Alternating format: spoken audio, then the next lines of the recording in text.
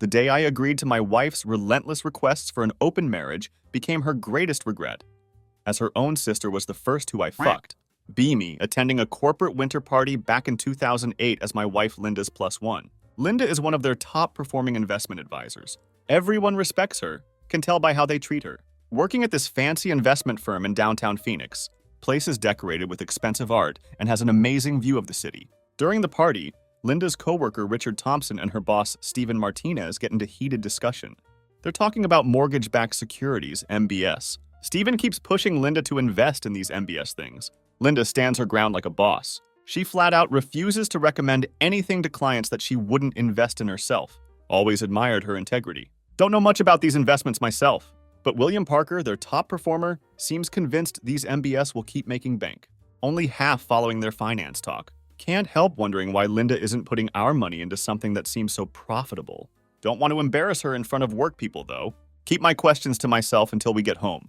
Drive home in comfortable silence. Linda seems deep in thought. Trust her completely with our financial decisions. She knows way more about this stuff than I do. After getting home, finally ask her about it. Want to know why we're not jumping on this MBS train if it's such a good deal. Linda explains everything patiently. Tells me MBS means mortgage-backed securities. Says she's seeing major red flags in the market. Warns that these investments could trigger a complete economic meltdown. Shows me some charts and data on her laptop. Her coworkers are just chasing quick profits. Linda believes housing market is super unstable. Says it's going to crash hard when the bubble bursts. This gets my attention because I'm working as project manager for home builder in Tampa. Ask her if this crash might affect my job. Linda, always thinking ahead, suggests I should switch industries soon. Says she's planning to do the same.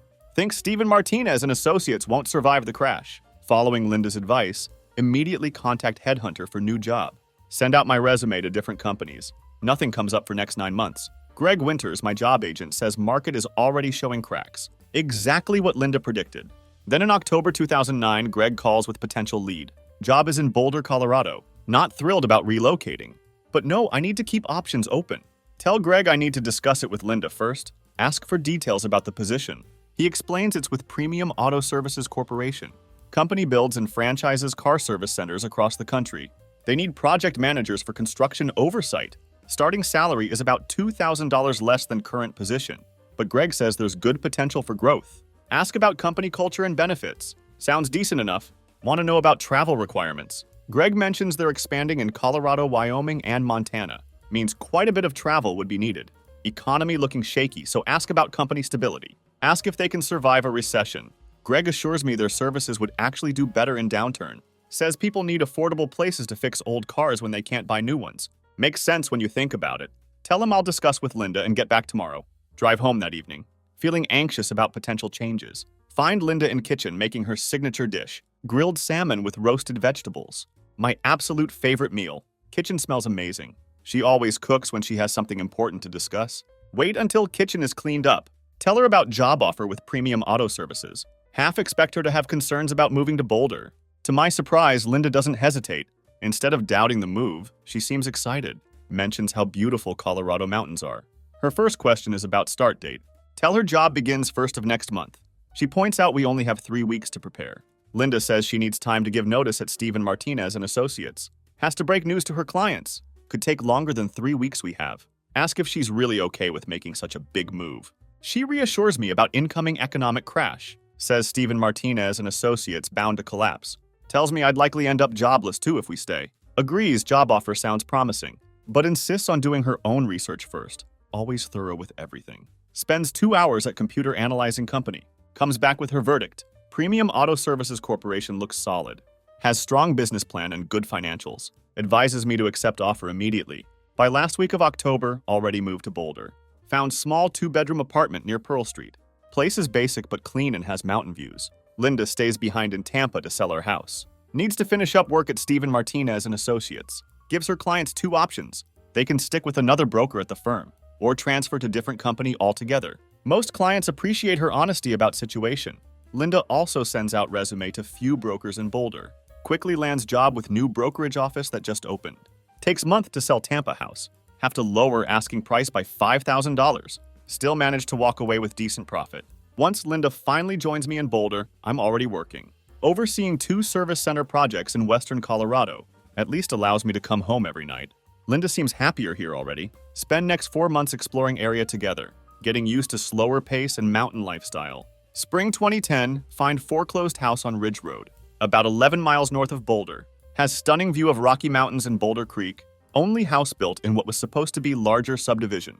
Original developers went bankrupt before finishing project. Their loss is our gain. Big craftsman style house with character. 4 bedrooms, 3.5 baths, 2-car garage with workshop space. Linda and I both thrilled about finding it. Seems like perfect place to start family. Takes time getting used to having no neighbors nearby.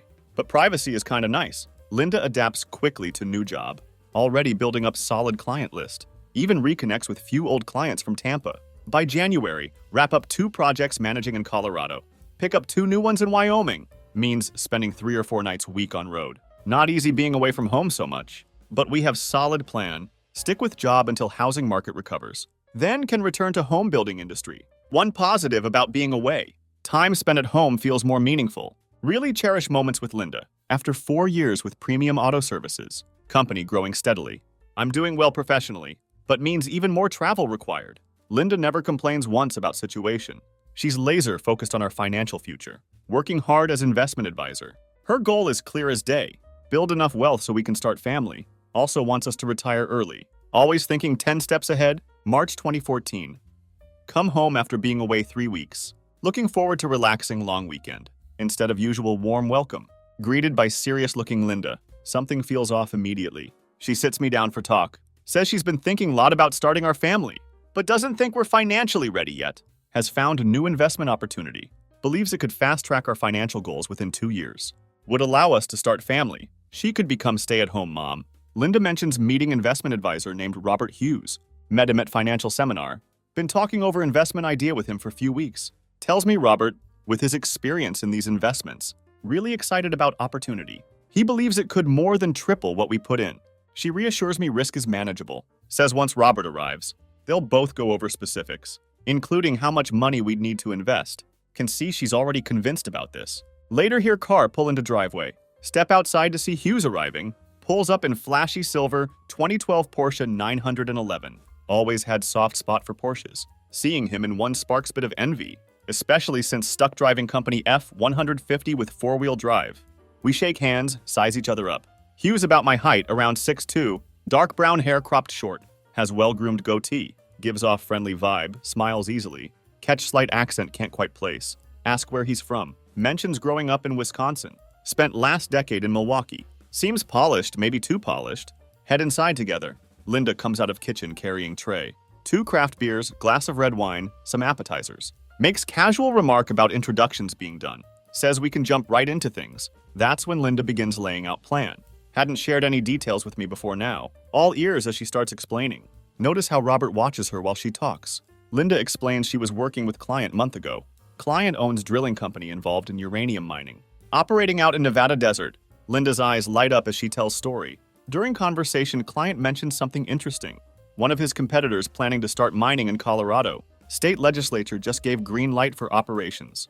Drilling expected to begin sometime next year. This conversation got Linda thinking. She always sees opportunities others miss. Breaks it down for me carefully. To explore, extract, or sell mineral deposits like uranium, either need to own mineral rights for land, or have lease agreement with whoever does. Linda, being sharp as ever, did some digging. Realized we could make serious money if we snap up mineral rights from property owners. Before mining companies move in, they'd have no choice but to lease rights from us. Major payout opportunity. Never seen her this excited about investment before. After Linda finishes explaining, Hughes chimes in with his research. Says he verified everything she found. Real kicker is, we wouldn't need to buy actual land, just mineral rights. If we act fast, Hughes believes, could easily triple our investment. He keeps glancing at Linda while talking.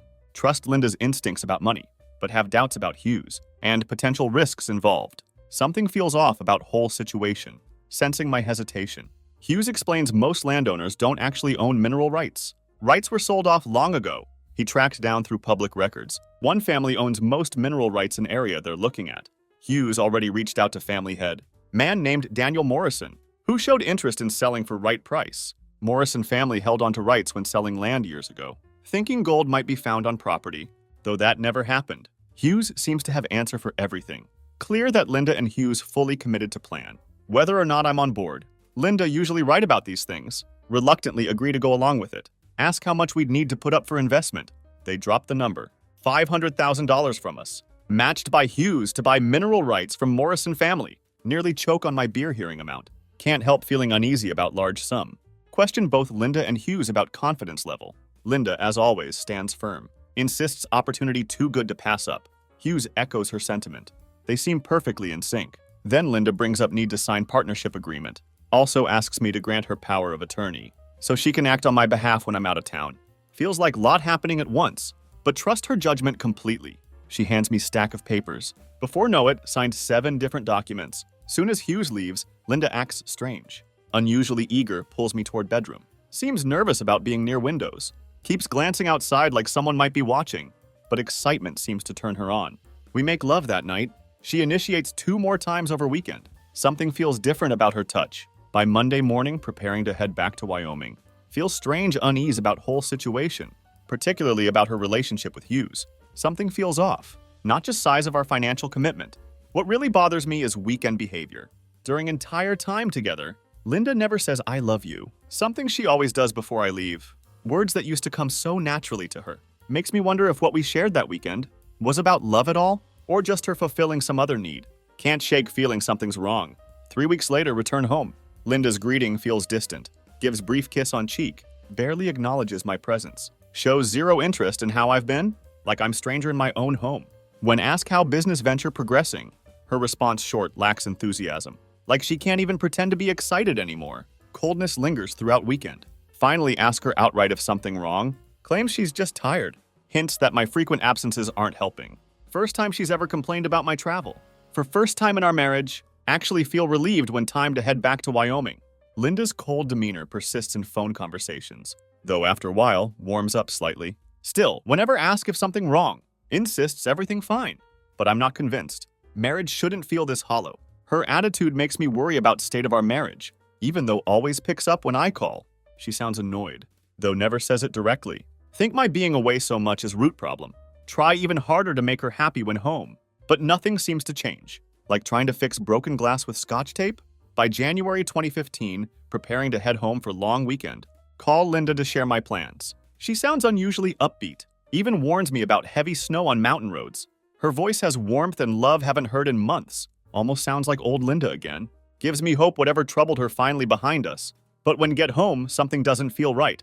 First thing notice are tire tracks in snow, leading up to my side of garage. Too wide to be from Linda's Honda. Those tracks suggest different car parked in garage. Before snow fell, immediately think of Hughes's Porsche. Stomach drops at thought. Enter kitchen, Linda greets me warmly. Can't shake suspicion though. Casually ask if she's been out in snow. She denies it. Don't press issue, even though gut screaming something off. Always trust your gut. By February, nearly convinced Linda having affair. Almost certain it's with Hughes. All signs point to betrayal. Decide only way to know for sure. Need to catch them in act. Week later, make unannounced trip home. Show up full week early. Rent car, park at quarter mile from house. Slip inside quietly. Garage empty, nothing seems out of place. Wait in basement, determined to confront them if they show. Heart pounding whole time. While later, hear Hughes's Porsche. Can hear engine long before reaches driveway. Quietly make way to kitchen door. Ready to burst in and confront them both. But as listen to conversation, completely blindsided by what hear. Don't understand why you're being so hard on yourself, hear Hughes say. This isn't your fault. He made his choice and didn't care how much it would hurt you. Voice low but clear. I know, Linda replies, sounding conflicted. But isn't there another way to handle this? Feels sick listening to them. Well, you could file for divorce and claim adultery, but that would take at least 6 months. Means we couldn't be together until it's finalized. If he finds out we're together, he could countersue. You'd lose your advantage. After all that, you'd only get half of everything. And we need all of it for our plans, Hughes says calmly. My way will get you everything you want. And after he pulled you away from your friends and your job, don't you think you deserve everything? Can't believe what I'm hearing. Standing there in shadows. He's spinning lies, convincing Linda I had cheated on her. That's where her coldness came from. She thought I had been unfaithful. But why? Never cheated on Linda. Can't believe what hearing. Divorced to be with Hughes. Stomach twists and knots. This isn't even worst part. That wasn't even whole story. Something much darker going on. Won't I be prime suspect? Linda asks. voice trembling with concern. She's actually considering this. Suspect for what? Mind racing, trying to piece together their plot. What hell are they planning? Who will even notice he's missing once I become Ryan Anderson? Nobody will be looking for him, and his body will never be found. After that, we'll sell this house and move to Washington. I can make myself look enough like Ryan to get Washington driver's license. Then we'll be in clear, Hughes explains. Sounds like he's thought it all through. Blood running cold hearing this. Heart pounding in chest. They're planning to kill me, end my life. Then have Hughes assume whole new identity. My identity. But why? What's in it for him? Why hell would he want to be me? So when are we going to do it? Linda asks. Like she's talking about some routine task. Can't believe this is same woman I married. We do it after he files your taxes. Don't want any trouble with IRS. And by then he should have his annual bonus. I'll handle everything. All you need to do is keep him satisfied and clueless until we're ready. Hughes responds smoothly. Like they're discussing business as usual. Feel bile rising in throat. I felt sick. Linda, woman I loved, sitting on other side of that door, conspiring with Hughes to have me murdered. They had planned everything, right down to timing around my taxes and bonus. My head spinning, world crashing down around me. Everything I thought I knew was lie. Still in shock. Barely notice when Linda sets house alarm, trapping me inside. Disarming it would give me away. No way out without alerting them. Slowly retreat to basement, body numb, collapse into old chair. Try to breathe, try to think. Try processing everything just overheard. But feels unreal. Had never cheated on Linda. How could she believe I had? And worse, how could she plan to end me? Over something wasn't even true? Betrayal cuts deep. Mind racing through what should do next. Need to stay calm. Need to think clearly. Have no evidence to take to police. Just conversation I overheard. But no proofs. As much as want to stop them. Can't just run to authorities. Need them to pay for what plotting. Not just be stopped. They had to be punished. Anger surges through me. Sitting in basement. Running through options. Time is only advantage I have now. Have to stay hidden until morning. Force myself to sleep. Feels impossible to rest with everything swirling in mind. Every creak in house makes me jump. When morning comes, hear both cars leave. Cautiously make way upstairs. Remnants of their breakfast still on table. Cook myself eggs and toast. Simple act somehow calms me enough to think clearly. Food tastes like ash in my mouth. Sit down to eat. Begin planning next move. Confident can thwart Linda and Hughes's plan, but also want to make sure they can't benefit. If things don't go as expected, need to protect myself on all fronts. Know I have until April to act. For brief moment, wonder if proving to Linda that I hadn't cheated could change her mind. Quickly dismiss thought.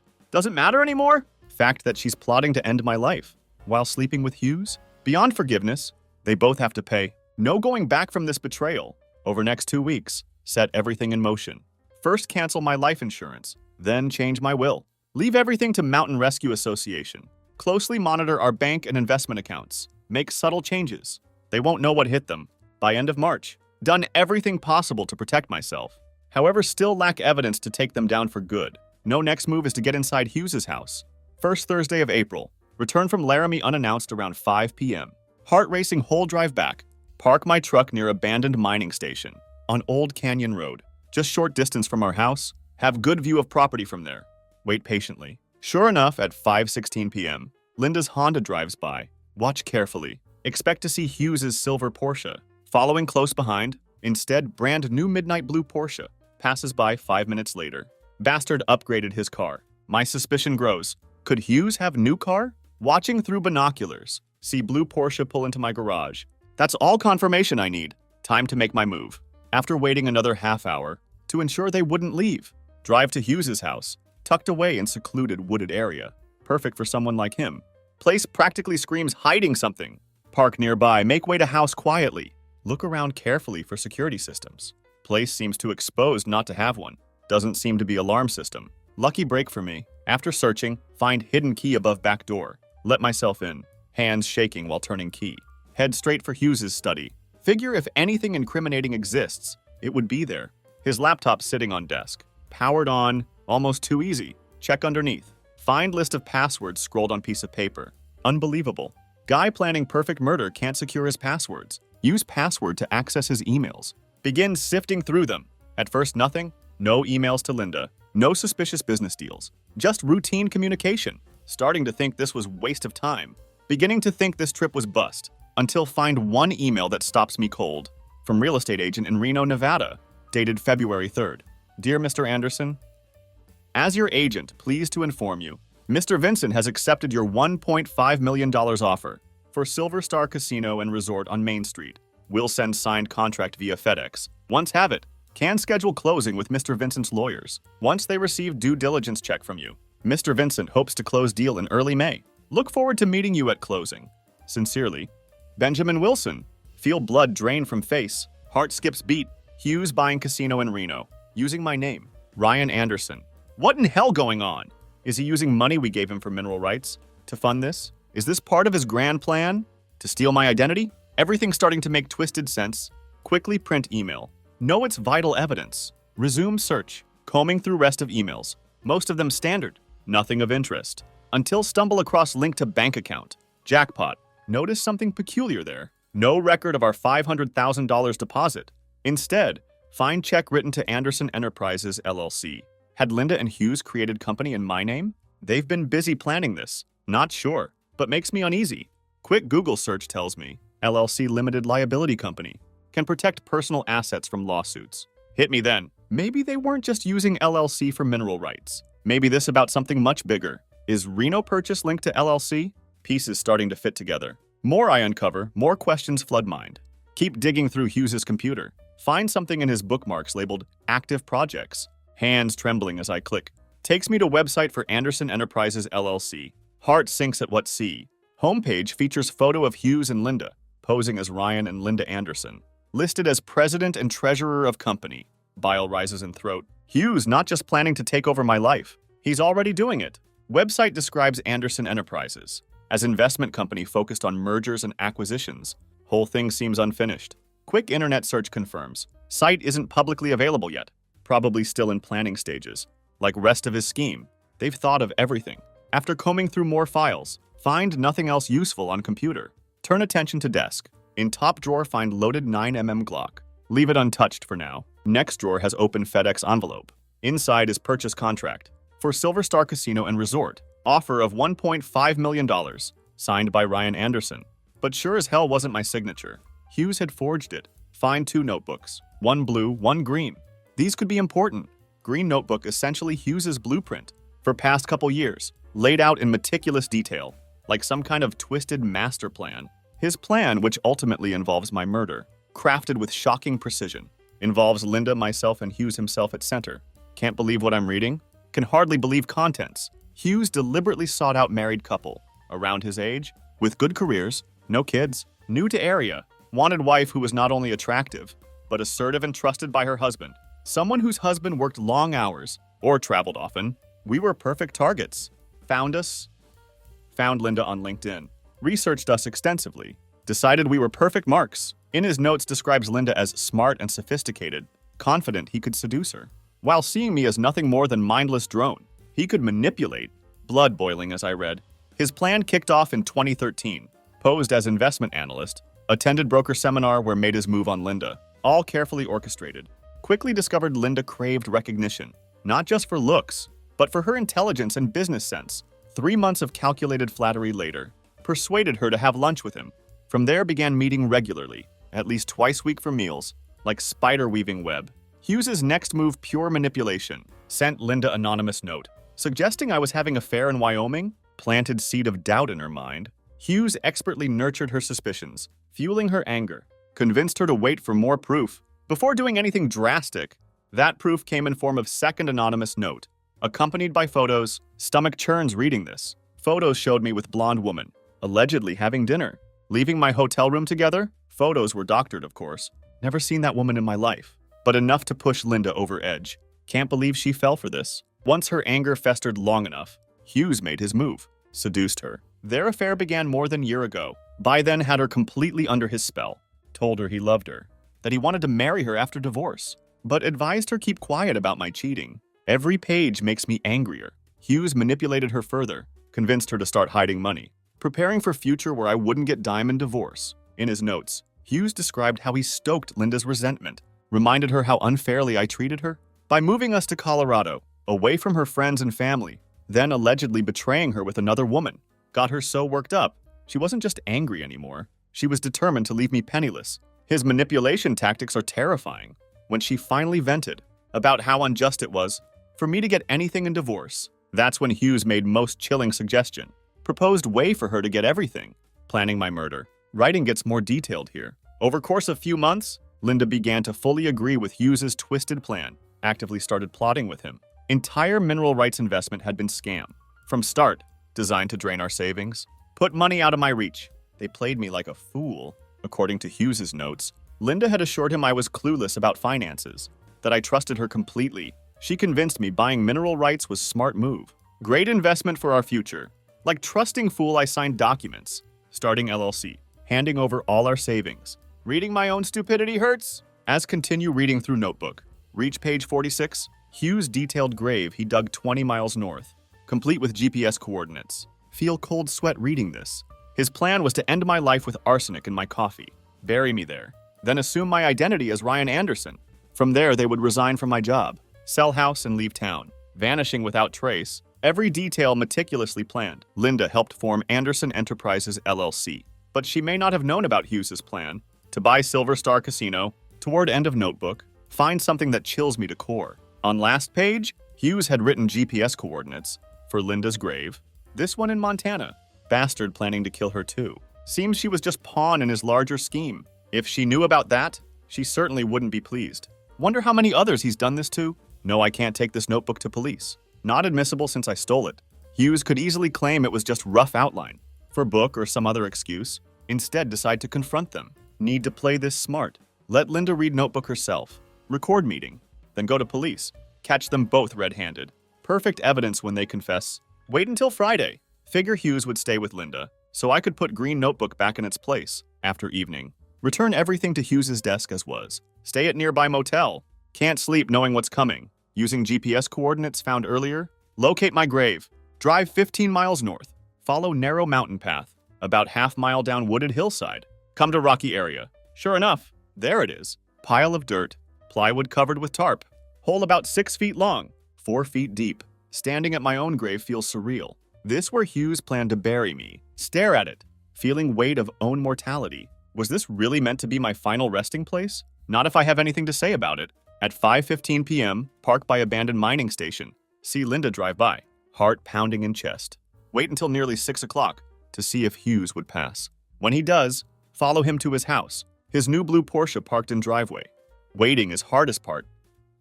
At 6:30 p.m., Hughes leaves house. Tail him to mining station. Watch as he returns to my driveway. Enters garage. When his garage door finally closes, drive to Hughes's house. Time everything perfectly. Check his email. Grab notebook, along with purchase contract, for Silver Star Casino and Resort.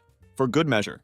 Take Glock he had stashed in drawer, just in case. Better safe than sorry. By 8 p.m. back at my house. Park outside. Enter through garage. Glock hidden beneath my shirt. Step inside. Hear music and voices from living room. Blood running cold. Creep toward noise.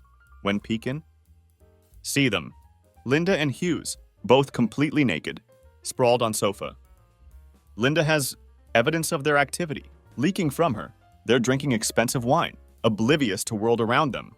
Want to vomit at sight. Music turned up loud. Masking any sounds I make, rage surges through me at that moment. Come so close to forgetting plan entirely. Just shooting them both right then and there. Force myself to pull back. Step into kitchen to gather thoughts. Must stick to plan. Set phone to record audio. Take deep breath. Exhale slowly. Before walking into living room. Guess you weren't expecting me this weekend? Say loud enough to be heard over music. Time to end their little party. Scene that follows almost comedic in its absurdity. Hughes spins around so fast, falls off sofa, hits floor with loud thud, while Linda screams, dropping her wine glass. Like scene from bad movie. There she is, scrambling to cover herself, as spilled wine mixes with their bodily fluids. On leather sofa, Hughes looks up at me from floor, wide-eyed, while Linda panics, trying to hide her shame, can't help feeling grim satisfaction. Can't help but feel dark satisfaction. This only beginning. Why don't you two get dressed? Then we can have talk, suggest A. Try keeping voice calm. Linda, after initial shock, seems oddly unfazed, simply gathers herself. Heads upstairs to our bedroom. Without saying word, acting like this is minor inconvenience. Hughes, on other hand, picks up his clothes, starts dressing right there in front of me, as if whole situation just minor setback. His arrogance is stunning. Once fully dressed, let's sit down and wait for Linda to come back. Let's not make big deal out of this, Hughes says with casual shrug. Wanda wipes smirk off his face, stare at him in disbelief. Are you kidding? You're sleeping with my wife. And you think I should just brush it off like nothing? This is huge deal to me. Hughes raises his hands, as if he understands, but something patronizing in way he does it. He still thinks he's in control. We sit in silence, waiting for Linda. When she finally comes back downstairs, wearing bathrobe, glancing between Hughes and me, notice slight smirk on his face. That's when notice faint smirk, tugging at corners of Hughes's mouth. I could use cup of coffee. How about you, Linda? Why don't you make pot? Hughes says. Voice laced with smugness. This is it. Their final move. Linda seemed calm when first walked into room. But as soon as Hughes asks for coffee, her expression changes completely. She looks worried. Moment of truth approaching. That's when hits me. Hughes signaling her to poison my drink. Planning to take me out right here and now. Sit back watching her. As she moves into kitchen, from where sitting, can see her starting coffee machine, filling it with water. When she disappears out of view, realize she's probably preparing what she thinks will be my final cup of coffee. They have no idea I know everything. Silence in room grows thick, almost suffocating. Break it by asking, so how long have you two been having an affair? Hughes grins like Snake. We've been in love for just over a year now. His confidence makes me sick. Sit there in uncomfortable silence. Another 10 minutes. Coffee maker finally lets out usual hissing sound, signaling coffee done. 5 minutes pass before Hughes calls out, Hey, if you're free, bring in coffee. In minute, Linda replies. Each second feels like eternity. Eventually she appears, carrying tray with cups of coffee, sets tray down on coffee table, hands me my cup first, then gives Hughes his. As she sits down, she looks at me, for fleeting moment. See guilt in her eyes. Maybe she regrets what they about to do. Too late for regrets now. Hughes, on other hand, all smiles as he sips his coffee, clearly pleased with himself. Pick up my cup, hold it for second, then set it back down. It's too hot, say. Let tension hang in air. Playing their game now. Turn gaze to Linda. So Linda, why did you let yourself get drawn to this piece of trash? Hughes smirks, clearly enjoying moment, takes another sip of his coffee, before chiming in. You might as well tell him now. Doesn't matter anymore. Their overconfidence will be their downfall. Linda finally speaks, voice quiet but steady. You were never around and Robert was, referring to Hughes. He convinced me I'd be better off with him than with you. Her words cut like knife. Her answer strikes me as odd. Expected her to throw out accusations of infidelity, something to justify her actions. But she doesn't. She doesn't even try to blame me for cheating, which had been foundation of this whole mess. Something doesn't add up. Hughes, too, seems unsettled by her response. Had clearly been expecting something different. Pick up my cup again. Swirl coffee. Let it hover near my lips before setting it back down. That's pretty weak excuse for having an affair. Say coldly. Watch their reactions carefully. Hughes glances at Linda, clearly agitated. It's more complicated than you think, he says, trying to regain control of conversation. This isn't just a affair. Linda will be my wife once divorce is... Cut him off. Once I'm dead, right? Shoot him, look. Time to show my hand. Pretend to take another sip from cup. Watching Linda's reaction, she focused on Hughes. Obvious he waiting for me to drink. When set cup down again. Without taking sip, Hughes's frustration becomes more evident. They're getting desperate. Time to end this charade. Linda, could you please fetch notebook? I left on kitchen table. Ask while locking eyes with her. She freezes for a moment, then stands up slowly. Realizing game is over. Everything about to change. As Linda stands up to fetch notebook. Discreetly draw Glock from under jacket. Keep it hidden behind right thigh. Hughes looks puzzled. What notebook? His confidence starting to crack. While you were busy with my wife last night, was visiting your place. Found rather interesting notebook in your desk. The green one with your plans for Linda and me. When Linda returns with notebook, Hughes snatches it from her. It's just some silly notes I made for fun. Did you let Linda read it? Ask, looking at him intently. I don't think Linda needs to see that, Hughes says, trying to downplay situation. Time to spring trap. Well, police will be very interested in it. When they arrive, say coldly, especially once they discover arsenic. In coffee Linda made for me. You two going to be in serious trouble. Watch color drain from their faces. Hughes stands up, moves toward me, but halts when sees Glock in my hand. Sit back down. Order firmly. Hughes picks up his coffee cup, looking like might throw it at me. Stand up. Aim Glock at his head. Sit down and be quiet. Command with steel in voice. No more games. Hughes complies. Sits back down. As do I. Room falls into tense silence. Emily and Hughes both seem to be waiting for me to speak. Hughes tries maintaining composure, sipping his coffee, but Linda looks extremely anxious. She should be. Finally, Linda breaks silence. Ryan, I'm really sorry for everything. That's happened. You don't have to worry.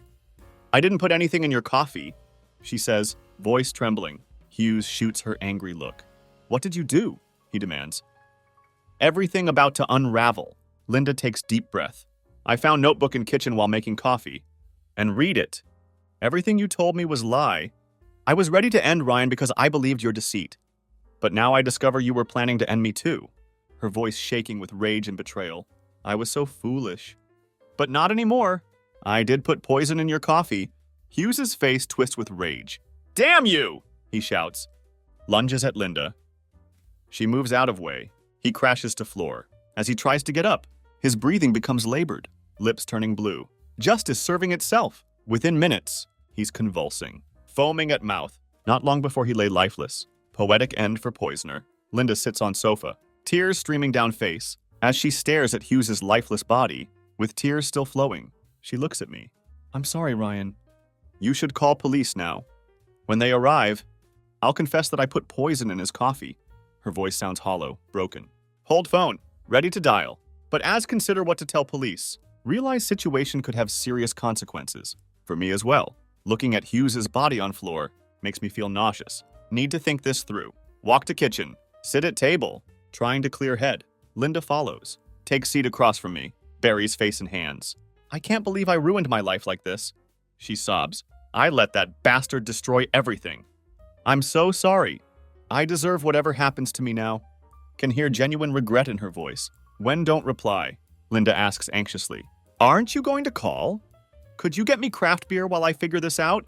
Reply calmly. Need time to think clearly. Hughes isn't going anywhere. So why should we rush? Sit quietly for 10 or 15 minutes. Take sip of beer. Finish it slowly. Only then speak again. How would you like to avoid jail time? Ask carefully. Linda looks at me bewildered. How could I? I killed him and you saw me do it. Plus you have that notebook. With his plan to kill you with my help, I also recorded our conversation. Watch realization hit her. How many people know about you and Hughes? Inquire carefully. Nobody knows except for you, Linda replies. We made sure no one saw us together in public. I never mentioned affair to anyone. Why did you ask if I wanted to avoid jail? She continues, voice trembling. Time to lay out my plan. If you want to stay out of prison, we need to deal with problem in other room, say while pointing toward living room. Deal with him how? Linda asks, face pale. Since he kindly left us empty grave, we follow his plan but with twist. Grave will be for him instead of me. Explain carefully. Watch her process implications. Linda's face goes ashen. You want to bury him? No, we will bury him. I need you to empty his pockets. Give me his car keys wallet. And anything else he's carrying. Can't you do that? He was your lover and you killed him. So it's your job.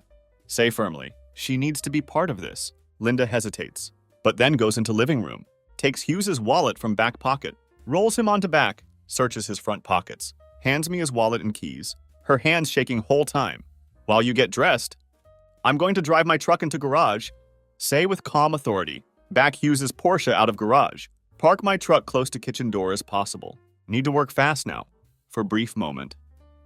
Fantasize about owning Porsche, but quickly dismisses problem to tackle later. Once Porsche outside, park truck as close to kitchen door as can. Inside, Linda now dressed in jeans and sweater. Waiting in kitchen, looking pale but determined. We drag Hughes's body to garage. Load it into truck bed. Cover with tarp. Instruct Linda to get into truck. While search for shovel and hand truck in back. Everything feels surreal. First 10 minutes of driver silent. Until break silence. Why did you betray me? Ask directly. Linda takes deep breath. Robert convinced me you were cheating. Said he was in love with me. Persuaded me that leaving you was necessary. For our future together.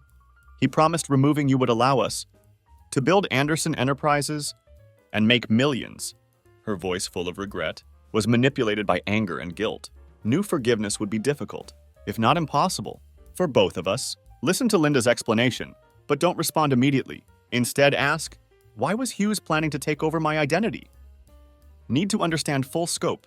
Linda explains Hughes's master plan. Intended to make it seem like we quit our jobs. Sold house and moved to Washington, ensuring no one would come looking for us. Her voice trembles, explaining details. Curious about new Porsche. Ask what's deal with car. Linda laughs bitterly. Car isn't problem at all. Actually leased by Anderson Enterprises. For company president. Since car registered to Ryan Anderson. And you are Ryan Anderson? Issue is resolved. Can't help feeling slight thrill at thought of keeping Porsche. Excited at thought of owning car. Refocus on our situation. Tell me more about Anderson Enterprises. Linda explains company setup. Meant to buy troubled firms. Break them up. Sell off their assets. Started with small companies. Plan to expand as profits grew. Compare plan to smash and grab raid. Where thieves rush in, grab what they can. Leave quickly. Linda doesn't appreciate analogy, but nods in agreement. She's starting to see true nature of scheme. Then ask her about Silver Star Casino and Resort. But she's unfamiliar with it. Hand her purchase contract and real estate agent's email. After scrutinizing them under light, Linda realizes Anderson Enterprises would have to proceed with purchase unless we found way to cancel contract. She also confirms Hughes hadn't shared this part of scheme with her. Another secret he kept from her. We drive in silence to grave site, guided only by sliver of moonlight. Night feels endless. Using battery-powered work light, reveal grave area, remove plywood covering hole, lean it against truck. We maneuver Hughes's body onto hand truck. Wheel it to grave. Tilting hand truck, let Hughes's body fall into grave. Lands face up with grotesque smirk. One last mockery from dead man. Note with grim comment. Sight unsettling but press on. Covering body. Shovel dirt from plywood into grave. With Linda's help, fill rest of hole. Then load tarp, plywood, and hand truck. Back into truck. Cover grave with dead branches. Entire process takes under 20 minutes. Amazing how quick it is to bury someone. Drive back in silence. Park truck outside. Move Hughes's Porsche into garage. Linda hands me craft beer when enter kitchen. Tell her things will go back to normal. I'll return to Laramie on Sunday. She'll resume her work on Monday. Nothing normal about any of this. Make it clear our relationship is over. Instruct her to find lawyer. File for divorce while I'm away. Tell her she'll need to handle dismantling of Anderson Enterprises. We'll discuss further details following day. I'll be staying in guest room. Can't sleep in same bed after everything. Next morning, Linda already made coffee. She assures me nothing added to it. Joins me at table. Linda informs me we can't dismantle Anderson Enterprises just yet. Because of clause in Silver Star Casino purchase contract. Need to pay $150,000 advance for due diligence before April 10th. Non-refundable if we choose to back out. Always more complications. Refusing to pay would result in lawsuit, costing us $50,000 plus court fees. Linda suggests we should at least investigate the casino. Consider keeping Porsche, which leased under Anderson Enterprises. She's thinking practically now. After breakfast, plan to move plywood and tarp from gravesite to Hughes's garage. Avoid linking grave to our house. Linda would search Hughes's house for anything that connected us to him. Need to erase all traces. At Hughes's house, Linda checks bedroom and clothes. While I pack up study, shut down computer, gather papers, find several keys, put everything into box, almost toss blue notebook into box, without looking, but then realize might contain something important. Good instincts save me again. Blue notebook reveals plan from 2 years ago, involving young woman named Hannah. Hughes had deceived her into investing in Colorado land. Instead of leaving town as planned, he stole Hannah's car, drove it off cliff, fled with her money. Pattern of destruction becomes clear. Hand Linda blue notebook, hoping might offer her some solace or insight into her actions. As she leafs through it, her face crumbles in distress. Tears stream down her cheeks as she mourns her inability to see through Hughes's deception. Watching her finally understand truth, once she regains composure, ask if she'd uncovered anything. During her search, Linda comes up empty, finding only few restaurant receipts that she had discarded. Mentions needing to return Monday. Put out Hughes's trash can, asks if anything else she should check. Tell her nothing more to look into. Had already examined hall closet and kitchen. We'd sort through desk box contents. When we got home, almost done erasing his existence. At house, Linda and I go through papers, sorting important from insignificant. Find closing statement for Hughes's house, owned by LLC named Alpine Holdings. More shells to crack. Discover Alpine Holdings related files. On Hughes's laptop, give them to Linda to review. While Linda focuses on Alpine documents, find receipt for safety deposit box rental at Boulder Valley Bank and Trust, under name Ryan Anderson. He really was living my life. Wonder if one of 5 keys from Hughes's desk might fit that box? 2 keys particularly interesting. One for safety deposit box, another for post office box. More mysteries to solve. Linda observes that Alpine Holdings has considerable assets including $540,000 left after Hughes's $500,000 investment, along with properties and house in Cayman Islands. Bastard had backup plan. She plans to check if key unlocks Boulder P.O. box following day, but unsure about how to proceed. With safety deposit box, speculate that one of remaining keys might be for Cayman Islands house or bank account there. Possibilities are intriguing. Spend rest of day discussing Anderson Enterprises and Silver Star Casino and Resort. Decide to proceed with $150,000. Due diligence payment by April. Plan trip to Reno in May to find reason to withdraw from purchase. If necessary, need to clean up this mess? In meantime, would head back to Laramie for work. Linda would return to her job. Try to maintain normalcy.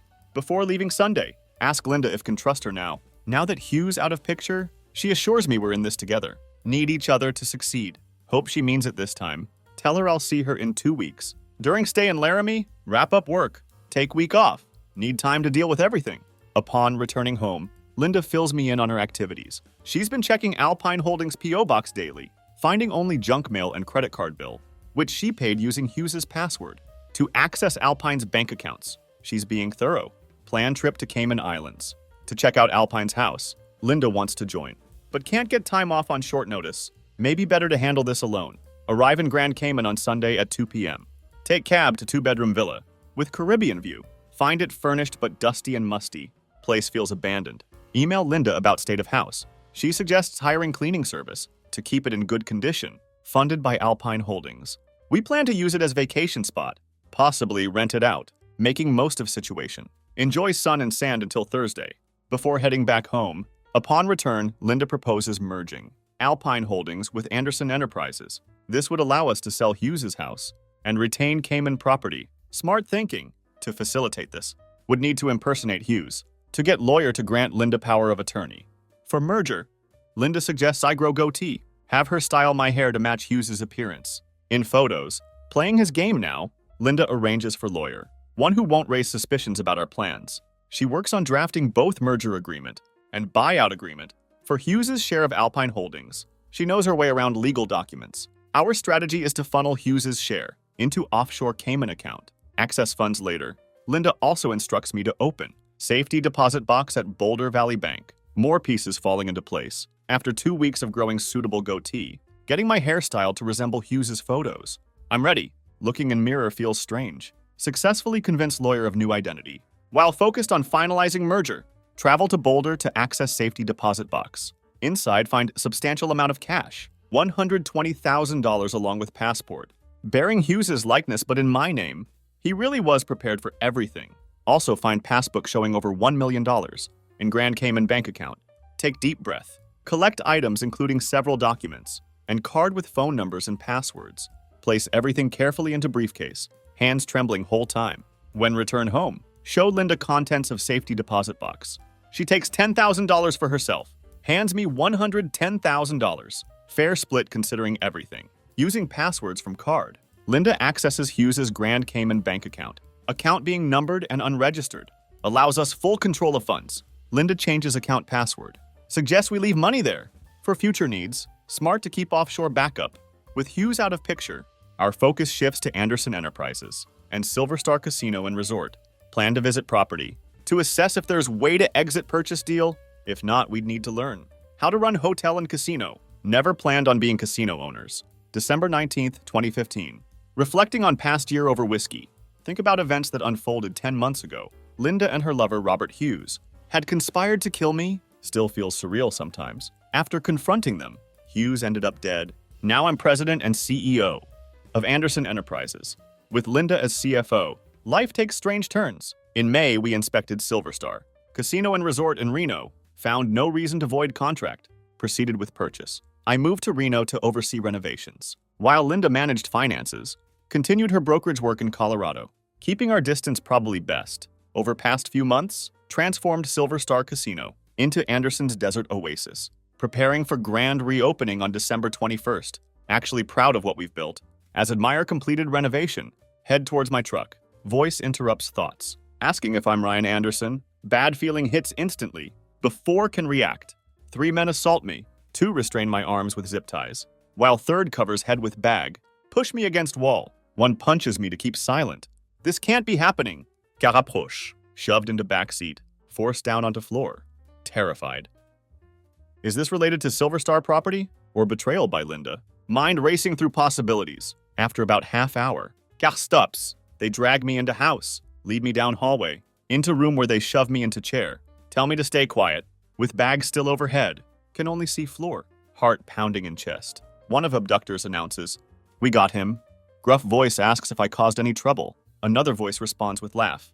No trouble. Gruff voice barks order. Go get Victoria.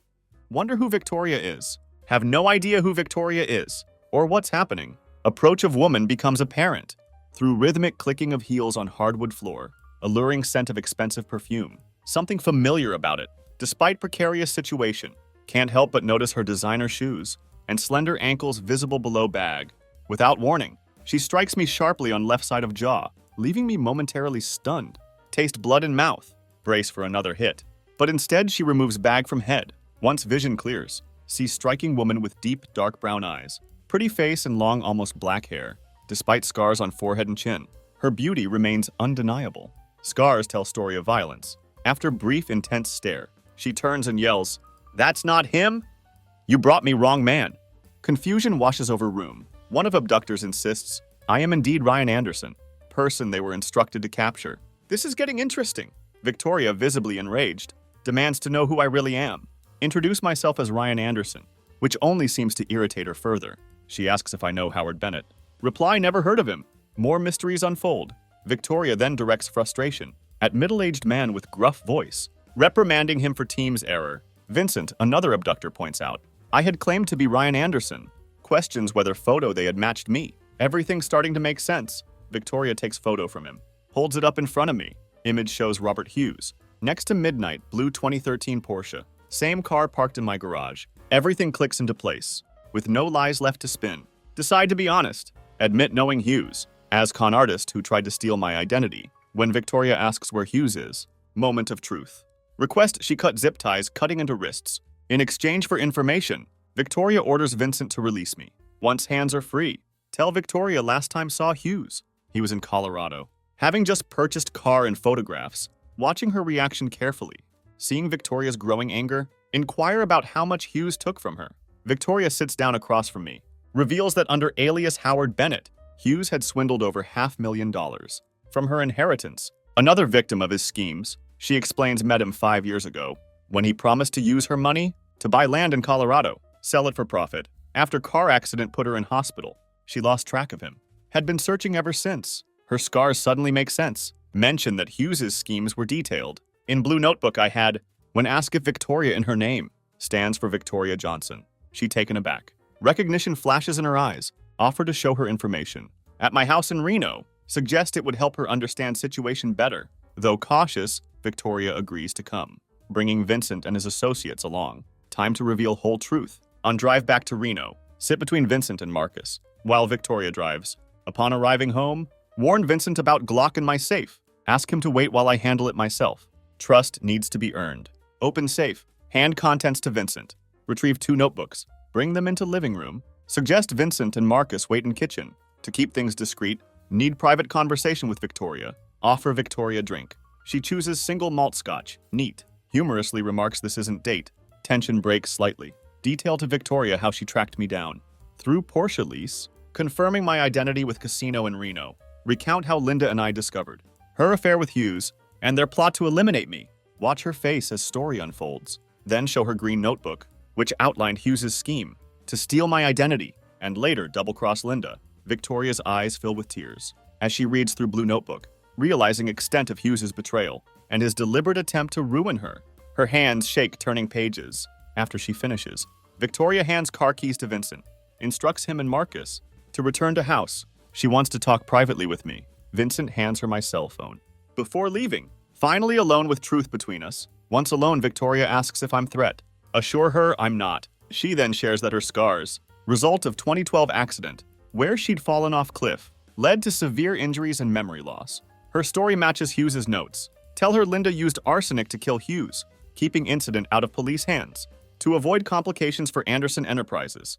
Although Linda and I now divorced, we remain business partners. Her handling finances, me overseeing operations. Strange partnership born from tragedy. Victoria introduces herself properly. Victoria Johnson, CPA from Milwaukee. Her father had rented house where I'd been held. She asks to stay night and borrow t-shirt. I agree. Something vulnerable in her request. Next morning, verify her story with Linda. Offer to drive Victoria back after she packs. Victoria recognizes Porsche from photo with Howard. Surprised to find it now belongs to me. She understands when explained. It's registered in my name. Because Hughes had used my identity. Past and present colliding. Victoria reveals her car and repair shop. Invite her to lunch at Silver Sage Restaurant. Popular spot in Reno. Promise to discuss something important afterward. Time to make her an offer. Over lunch in my office. Show Victoria detailed spreadsheet of Silver Star Casino's finances. One spreadsheet outlines $1.5 million purchase price, including payments, loans, and costs. Watch her analyze numbers with professional eye. Victoria, being CPA, frustrated but follows along. Other spreadsheet details Anderson Enterprises startup funds, including $500,000 each from Linda and Hughes, $890,000 for merging with Alpine Holdings LLC. House sold for $490,000. Numbers tell story of deception. Explain that $1.5 million likely included $500,000 Hughes had stolen from her. Victoria taken aback by this revelation. Watch realization hit her. She considers two options. Accepting $500,000 annuity, providing $2,000 monthly for 20 years, or joining us as equal partner and CFO of Anderson Enterprises. With salary, benefits, and bonuses, ball in her court now. Victoria concerned about her teaching job, but suggests she could work remotely. Or full-time, which I preferred. Linda would take on role of vice president, focusing on investments. Victoria has 2 weeks to decide. Hope she chooses to stay. She stays for grand opening of Silver Star Casino and Resort, now renamed Anderson's Desert Oasis. Enjoys slots while her father plays blackjack. Place looks amazing after renovation. By Friday with no word from Victoria. Feel anxious she might choose annuity and stay in Milwaukee. However, on Saturday, Victoria arrives unannounced. Ready to begin as my new partner. Heart skips beats seeing her. She moves into my spare bedroom. Soon finds apartment near casino. Reluctant to see her go. Confess to Victoria that I enjoy her hugs. She suggests more intimate gesture, which leads us to share passionate kiss. That quickly escalates as we move to bedroom. Everything feels right. As we undress each other, ask, are you sure this is what you want? Need to know this is real. We talk for several minutes. About what just happened, Victoria finally says, if we're going to have any kind of relationship, you need to promise me that you won't date or get close to other women. I agree provided she makes same commitment. Fresh start for both of us. After our first night together, Victoria doesn't move out, but also doesn't officially move in. Leaves belongings in spare bedroom, but spends every night with me, taking things slow, smart. 2 months later, Linda comes to Reno to meet Victoria. They quickly bond over shared experiences, laughing about their history with two men, one good and one bad. Past wounds healing. After lunch, Linda and Victoria return in high spirits. Linda updates me on her new boyfriend, Dr. Benjamin Carter from Boulder. Suggests we discuss Anderson Enterprises. With Victoria next morning, life moving forward. Few days later, private detective named Roland Thompson from Los Angeles visits casino, searching for Peter Taylor, who had stolen $700,000 from clients. Promised to invest in Reno Casino. Past catching up again. Thompson shows photo of younger Hughes, which neither Victoria nor Linda recognize. Thompson inquires whether Taylor involved. With Casino and Resort, now owned by Anderson Enterprises. Victoria confirms that she, Linda, and I own businesses. Thompson leaves considering case dead end. Close call. I advise Victoria and Linda to keep visit confidential. Refocus on our work. Victoria questions if Thompson suspected lies, but I suggest we move on. Better to leave past buried. Reno properties exceed expectations. Hotel nearly 80% occupied. Casino busy daily. Success feels good. Propose vacation to Cayman Islands in October, which Victoria gladly accepts. While on Grand Cayman, propose to Victoria. She accepts enthusiastically. Perfect moment, perfect place. We marry at Reno City Hall. Reception at Anderson's Desert Oasis. Linda and her boyfriend attend. They later marry in Las Vegas, where Victoria and I are witnesses. Life coming full circle. By June 2017, Victoria and I have 1-year-old daughter. Another on way. Family I never expected to have. Kevin Roberts, our head of security, reports 2 men acting suspiciously at casino. They are Andrew Wilson and Thomas Martin. Present $4 million offer for hotel, casino, and resort, noting high revenue of property. Something feels off about offer. Counter with higher offer. They promise to return with revised offer, but refuse to reveal their clients. Kevin recorded conversation, which I review with Victoria and Linda. Team debates legitimacy of offer. From Wilson and Martin, Linda skeptical about their belief in property's revenue, but suggests countering any offer they make. Everyone's instincts on high alert. Victoria considers accepting higher offer. If it comes in, suggesting $5 million might be worth it. When Wilson and Martin return, with $5 million offer, I counter with $6 million. They accept without hesitation. Do not request financials. Raising suspicions about true intentions. Too easy, too clean. After closing deal, Victoria, our daughter, and I moved to Boulder. Settle in with our furniture and Porsche. Relations with Linda improved. We expanded Anderson Enterprises with new franchises. Life finally settling into place. Our second child, Ryan Anderson Jr., born in October. Linda announces her pregnancy in April. Families growing, future bright. During this time, IRS agent Christopher Reynolds calls about potential audit of Anderson Enterprises origins. Host Reynolds at our home. Introduce him to Victoria and Linda. Stay calm, play it straight. He inquires about Reno hotel and casino sale. To Silverstone Syndicate. We only dealt with agents. Suspected $6 million price. Might involve money laundering. Reynolds confirms Silverstone Syndicate's pattern of overpaying for properties, but finds no direct connection to us. Dodged another bullet. Later during barbecue, with Linda, Benjamin, and Ashley. Receive call about suspicious activity. At Reno Hotel. Kevin Roberts reports drug trafficking. Past catching up again. Local and state police joined by FBI and IRS. Raid hotel. Discovering narcotics. Revealing casino used for money laundering. Reno police and state authorities. Seize property under Nevada's asset forfeiture law. Offer it back to us for $2 million. Opportunity in disguise. Victoria shocked. Linda asks how soon decision needed. We have couple weeks, but delaying could increase price. Due to federal interest. Need to decide quickly. Victoria notes publicity might make hotel famous. Increasing room rates and visitors. We agree to proceed, but need to find viable managers for property to avoid living there full time. Both Linda and Victoria favor purchase, making lemonade from lemons. By March 2020, business at repurchased Reno hotel and casino thriving. Gross revenues exceeding $1.5 million annually. Other ventures also successful. Despite looming threat of pandemic, everything we touched turned to gold. Had sufficient funds in Grand Cayman Bank to endure financial strain. Plan to keep our employees on as long as possible. Taking care of our people matters. Reflecting on past 7 years, marvel at how fortunes changed. From dealing with sociopathic con man, seeking wealth through deceit, who ended up buried by own actions. Karma has strange way of working, to becoming president and CEO of company he founded, inheriting his Porsche, taking over Alpine Holdings, accessing his Cayman Islands account, acquiring hotel and casino he coveted. Everything he wanted became mine. Most importantly, without his interference, would never have met Victoria. Sometimes good things come from bad. In end, con man's greed led to his downfall, while it led me to successful and fulfilling life with wonderful family. Story that started with betrayal ended with redemption.